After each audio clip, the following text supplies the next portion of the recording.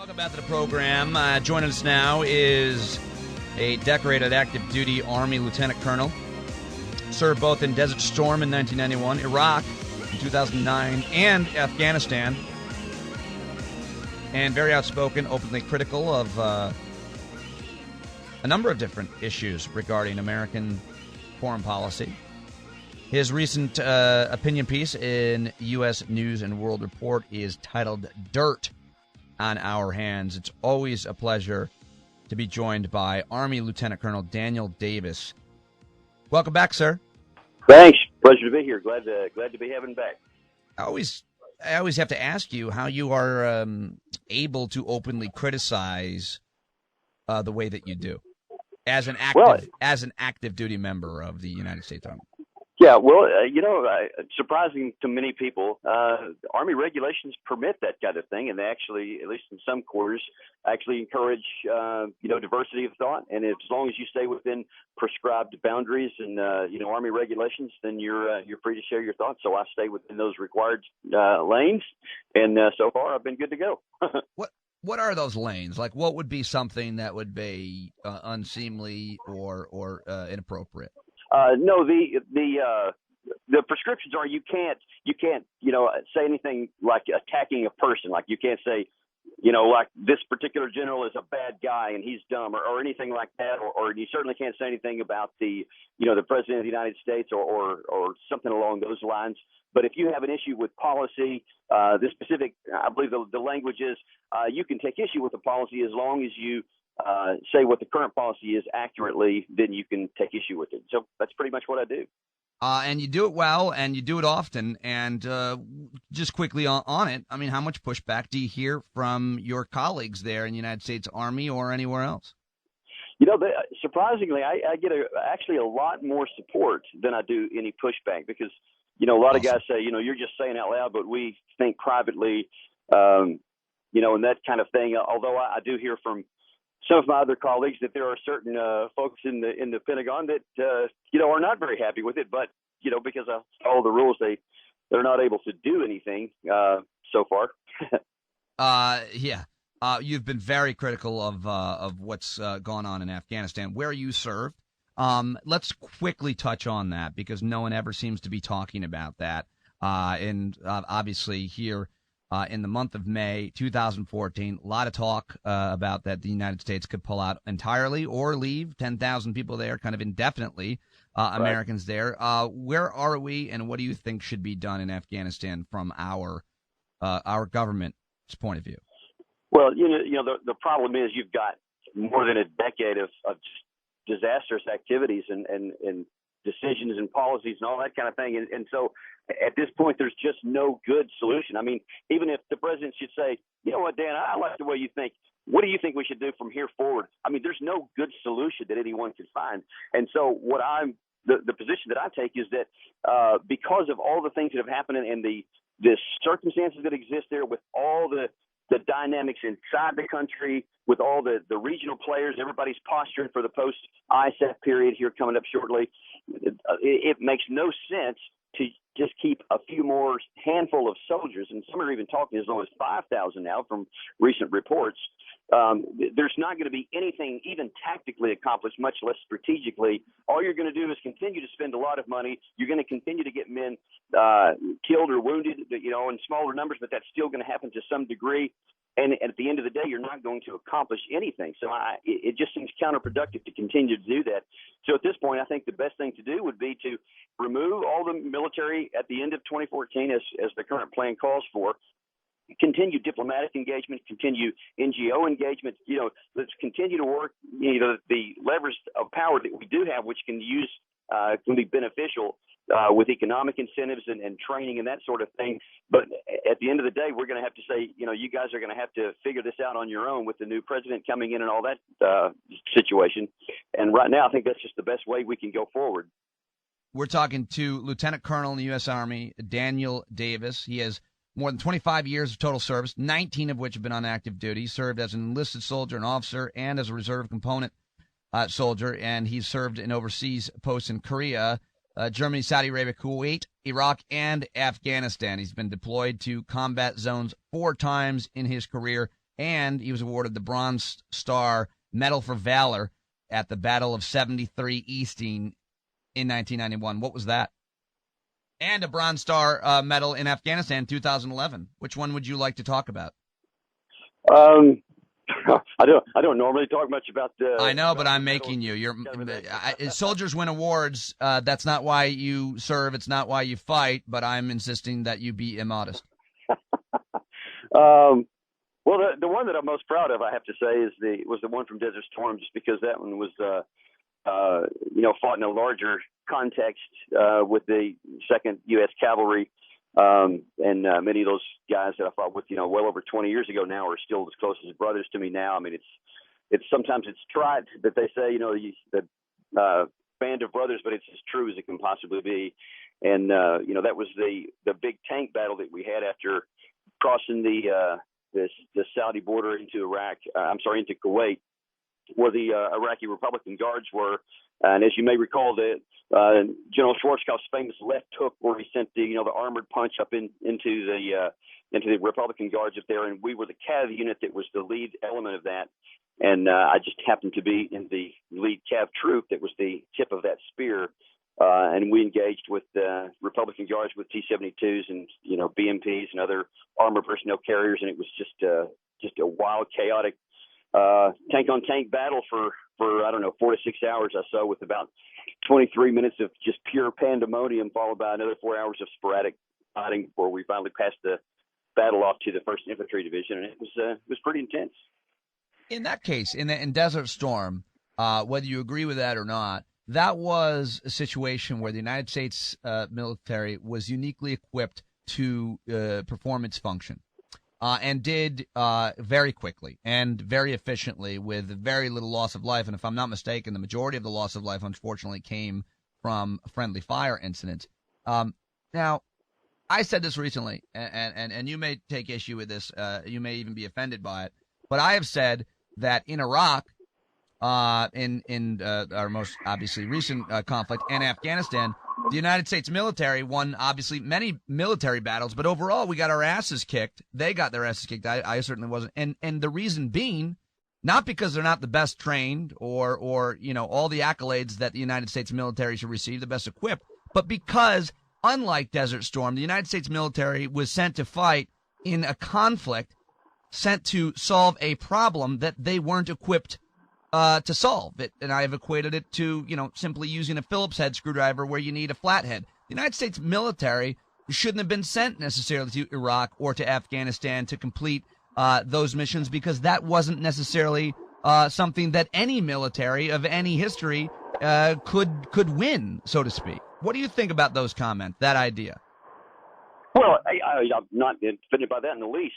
The issue is there's two aspects that you have to consider. On the tactical level, so far as I'm aware, there is not one single tactical engagement throughout the entire 11-plus years of combat in Afghanistan that we ever lost. So in terms of did we ever get our ass kicked, never on the ground in a single fight.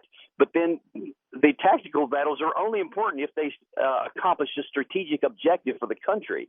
And on that regard, I also have to agree with you that we have not been exactly successful on the strategic level. In fact, I probably agree with you that it's been a failure. And so if you're sending in a force to do something and they can do it well on the ground, but it doesn't accomplish anything for the country, as a matter of fact, it's counterproductive for the country because it's a loss, and it's cost us prestige. It's cost us cooperation with many other nations. It's given us a black eye. It's obviously cost trillions of dollars, or hundreds of billions rather, in Afghanistan by itself. And then you say, why would you want to send a Phillips screwdriver where you maybe needed an iPad? It may even be more than just a Phillips head or a flathead. It may be, you had the wrong tool.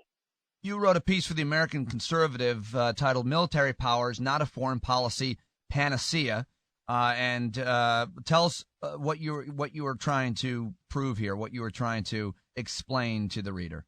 Yeah, well, in my view right now, in American foreign policy elite thinking, and it doesn't matter, Republican, Democrat, the idea seems to be that we're going to use force or coercion or the threat of military force to solve nearly every problem. I mean, anything that needs to happen, somebody wants to, send cruise missiles in, they want to send a drone strike in, or, an outright invasion, if that's what it's going to take. I mean, that seems to be the foreign policy method of or tool of preference rather than, the last resort, as what seems to have been the case, at least at some point in our history.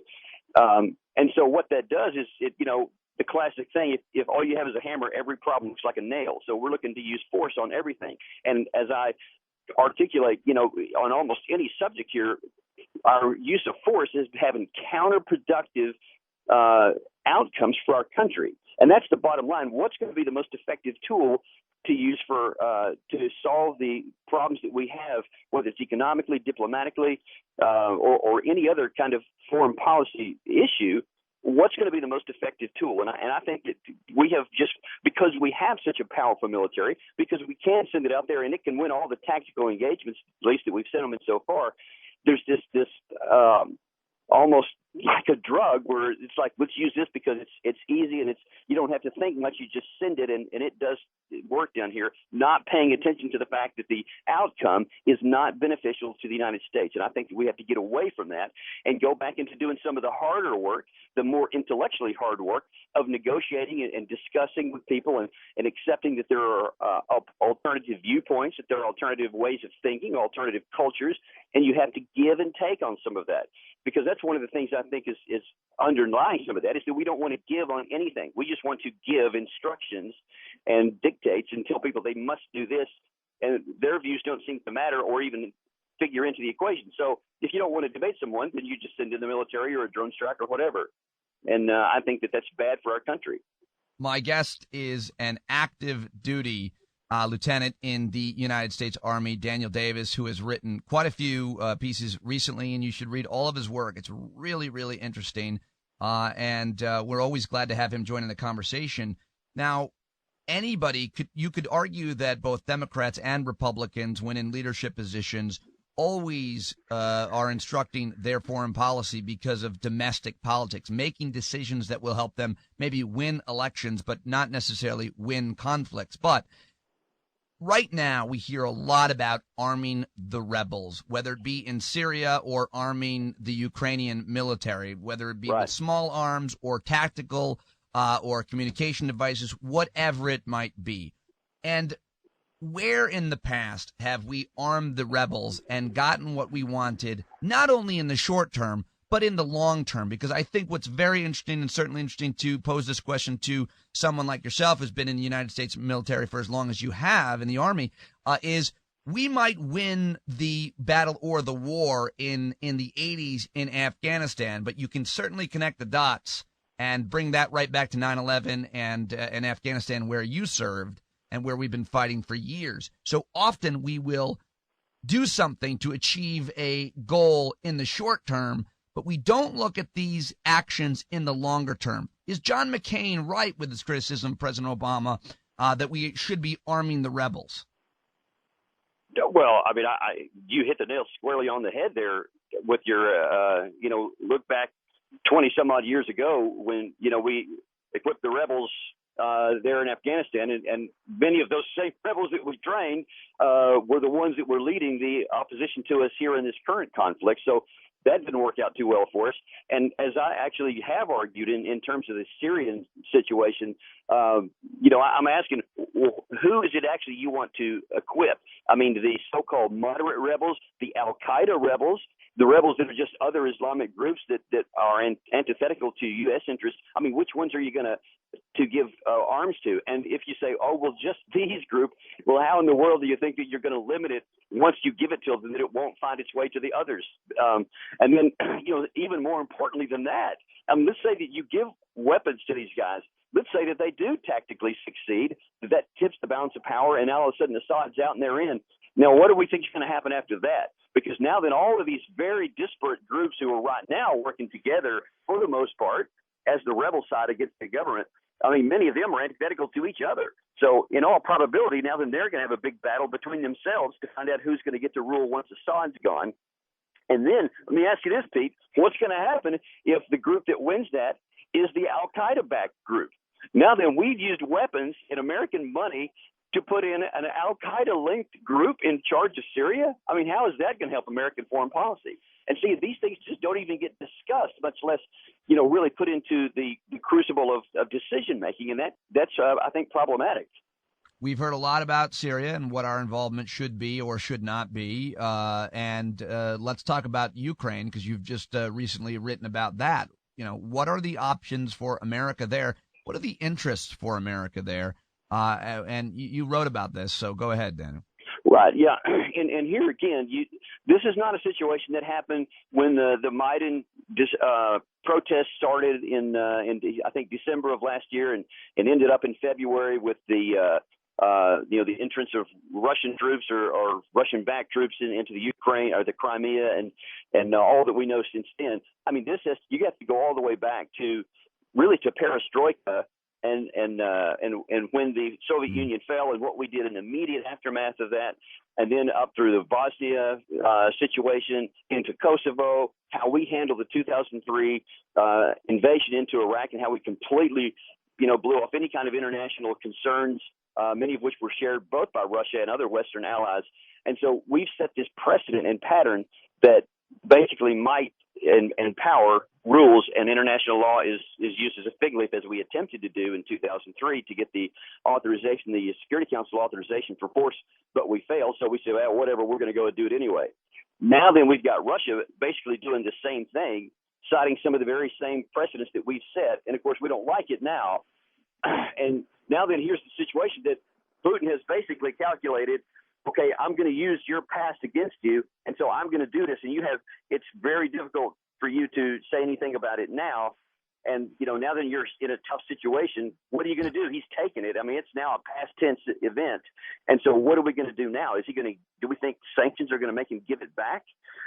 So it puts us in an incredibly difficult position. And that was the point of the article that I'd written, is that, we have to start giving more thought. As you pointed out a minute ago, what comes second and third and fourth, and what are the probable outcomes here strategically, not just what's the tactical in front of me right now, because there's no good solution here now either. This is going to take years this is going to take years of process and trying to work through things, because we've put ourselves in a bad position, and now then they're taking advantage of it and basically saying, okay, and what are you going to do about it?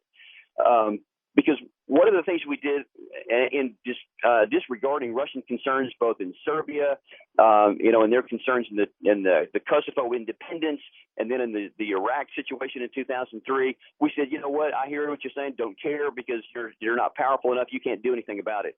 Well, now then Russia's not so weak, and they have some significant leverages against Europe with the oil and gas situation, and also Europe has significant investment all over Russia. So it's not merely the oil and gas. So there's some really profound economic things at stake for Europe. So it's not easy for them to take any hard stances now, but they're also scared to death. I've talked to some European diplomats recently, and, there's a lot of concern, that, well, what if they don't stop in the Crimea? What if they go into parts of Ukraine? What if they're not satisfied there? And of course, historically, you can understand some of their concerns, but we're just in such a bad place right now. Again, there's not an easy answer to where, okay, just do A, B, and C. You're going to have to work this through over years, and you're going to have to accept that we're not going to get everything we want. People like to water this down to partisan politics, but I think it's fair to say both Democrats and Republicans have used foreign policy and the military inappropriately in over the last, even 50 years, you could say. But it's really not that simple. We need to look at each conflict one by one and talk about them and have a longer conversation as opposed to a soundbite. And that's why we love having someone like you on. We're talking to Lieutenant Colonel in the U.S. Army Daniel Davis, who's still on active duty and served for 25 years. Daniel, Herb in Charlotte has a question about maybe how things might have been different in Afghanistan. Herb, go ahead. You're on the air. Hi, sir. I was in Afghanistan from 07 to 08 with the 82nd, and I was just wondering what you think about the size of the ground force that we decided to move in, and whether or not, to your point about kind of reaching people where they are, valuing their opinions, and sort of integrating and collaborating a little more. Do you believe we would have had more success if we had stayed with smaller units that were special ops, CIA, and such, that's been suggested. You mentioned, for instance, that you felt like we didn't lose anything tactically. I mean, when I was there were some guys getting pretty badly beat up in the Korengal on foot. I know some of those guys, and I don't know how we could have done it better, but I'm just curious about your opinion. Thank you for your service and your question, Herb. Could you hear him okay, Danny? Yeah, I could hear him just fine. Yeah, and I actually have a slightly different view on that than many people do, because the classic belief is that the reason why everything went bad in Afghanistan is because President Bush took his eye off the ball, and he took the assets away from Afghanistan and focused them on Iraq, and that's what caused everything to go bad. I think that the evidence does not support that. What the evidence does support is something very different, which is, just consider this: in the summer of 2002, so roughly 9 months in. There was no, and I mean no, enemy situation left. The Taliban were not routed; they were annihilated. There was none left. They were completely destroyed as an organization, and had fled in individual pockets and individual people everywhere. Bin Laden was out of the country then, and he was no longer a factor. At that point, there was no reason to even keep the military there. It's not that we didn't finish the job, and darn it, by 2003, if we just had more assets. The military job was finished and completed. At that point, that was the perfect time to transition to a State Department-led operation, to an NGO-led operation, to be bringing in relief organizations to help rebuild the economy and whatnot, because the security environment was completely and totally benign. But wouldn't they have just come back, and wouldn't the Taliban just coming back, just putting back on their, quote, uniforms and grabbing their guns, isn't that the answer always to Afghanistan? It's their country. They'll come back. And without a security... who would have come back? We destroyed them. And then, because we didn't leave, we gave casus belli for them to come back, because now the invaders didn't leave and they're just going to occupy our country. I mean, that was their propaganda, and that's what recruited over and over and over. I mean, that's clear. And then we kept adding more and more forces, and now they have more and more people to fight. I mean, there are some places where I was able to talk to some of these guys who had visited with several of the Taliban members once they were incarcerated and whatnot. And there's this one particular guy that told me that this guy who'd been captured was mad because he said, until I think it was 2009 or 2010, somewhere in that range, he goes, this area had never even had any Taliban. We didn't even want Taliban, had no interest in it. But then you guys brought soldiers in that drew some Taliban into the area, and then you ended up shooting my family and killing half our people, and now I have to join them just out of traditional and cultural defense of the honor of the family. And he said, you made me Taliban. I didn't even want to be a Taliban, kind of thing.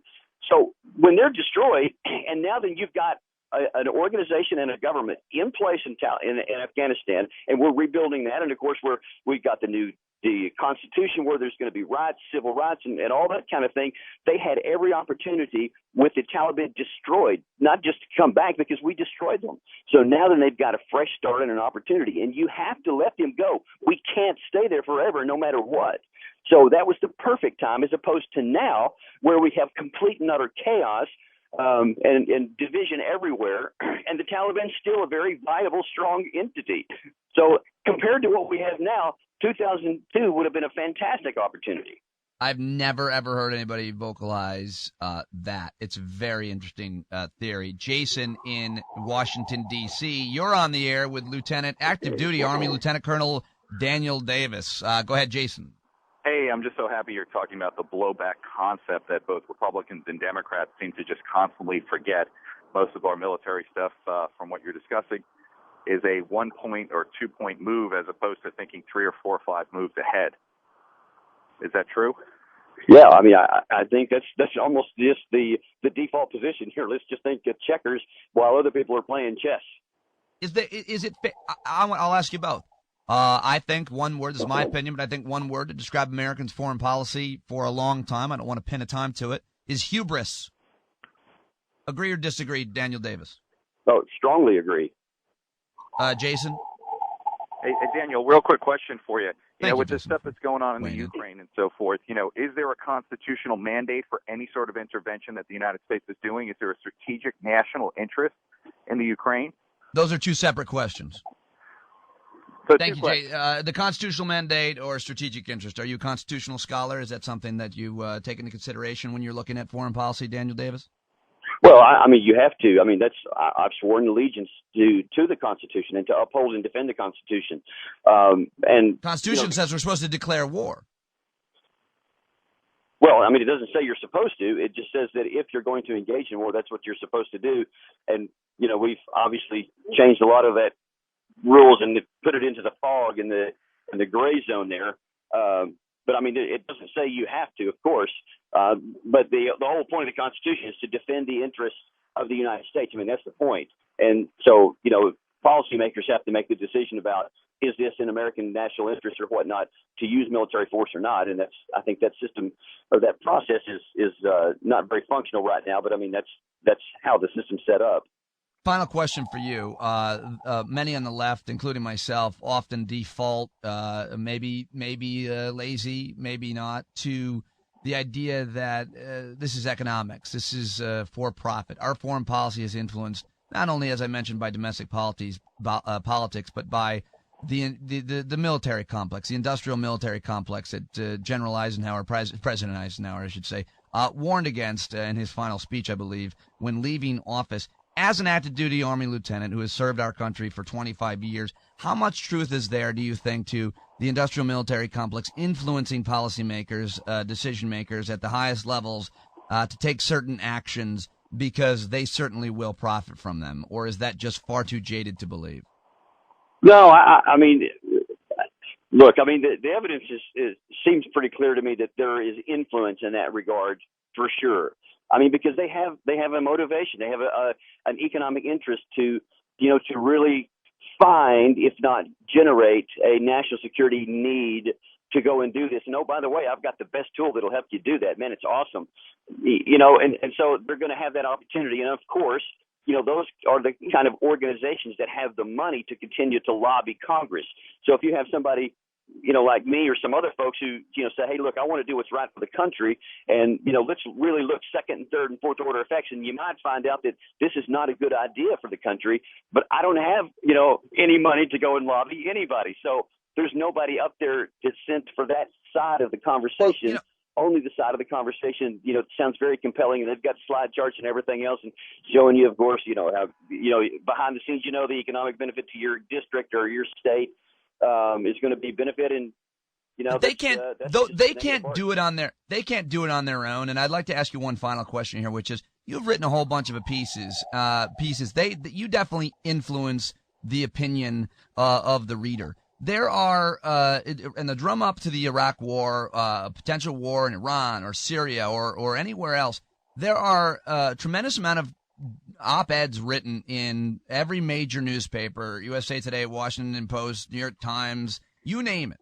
They are written by people who are paid by the industrial military complex. And when you talk about cable news, New York Times, I believe, won an award for their coverage of the former generals who are now being paid to go on television and influence public opinion. How much? Right. I mean, that's not a conspiracy. People like you and people like myself, who pay attention know that that's what happens. How much of a part do you think that plays in influencing public opinion to go to war? Well, I mean, obviously that's probably the overwhelming largest percentage of what does drive public opinion in that direction.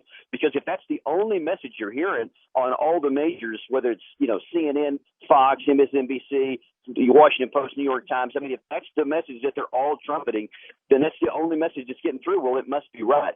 Otherwise, people would be saying something different. So the thought goes, and so I think it has overwhelming influence on the public opinion, at least initially, when they don't have independent ability to know whether the facts are right or not.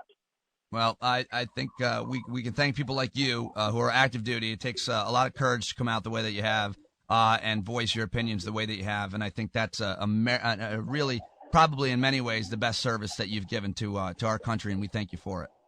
Well, thanks a lot, Pete. I appreciate you saying that. All right, man. We'll talk to you again soon and anytime, and we'll be following you.